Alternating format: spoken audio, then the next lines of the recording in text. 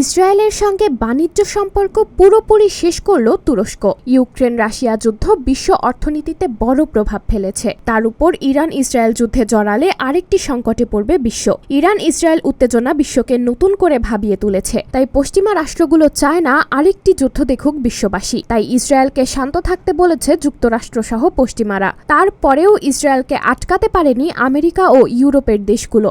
বুধবার ২৪ এপ্রিল আঙ্কারায় German president Frank Walter স্টেইনমারের সঙ্গে যৌথ সংবাদ সম্মেলনে তুরস্কের প্রেসিডেন্ট এরদোয়ান বলেন, ইসরায়েলের প্রধানমন্ত্রী বেনিয়ামিন নেতানিয়াহু শুধু তার রাজনৈতিক ক্যারিয়ার দীর্ঘায়িত করার জন্য ক্ষমতা টিকিয়ে রাখতে চাইছেন। এতে করে শুধু নিজের নাগরিকদের নয়, সমগ্র অঞ্চলের নিরাপত্তাকে হুমকির মুখে ফেলছেন।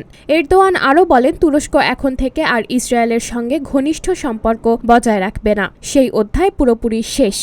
এ সময় গাজায় চলমান সংঘাত সম্পর্কে এরদোয়ান আরও বলেন, গাজায় নির্মমভাবে নারী ও শিশুদের হত্যা করেছে ইসরায়েল। তিনি ঘোষণা দেন, গাজা উপত্যকায় যুদ্ধবিরতির জন্য তার চেষ্টা অব্যাহত থাকবে এবং ফিলিস্তিনিদের কাছে যাতে পর্যাপ্ত ত্রাণ পৌঁছাতে পারে সে চেষ্টাও চালিয়ে যাবে তার দেশ। ৭ অক্টোবরের পর থেকে এখন পর্যন্ত ইসরায়েলের হামলায় ৩৪,০০০-এরও বেশি ফিলিস্তিনি নিহত হয়েছেন গাজায় সংঘটিত নৃশংসতা ও গণহত্যা আড়াল করার ইসরায়েলি প্রচেষ্টা মেনে নেওয়া উচিত হবে না বলেও মন্তব্য করেন এরদোয়ান।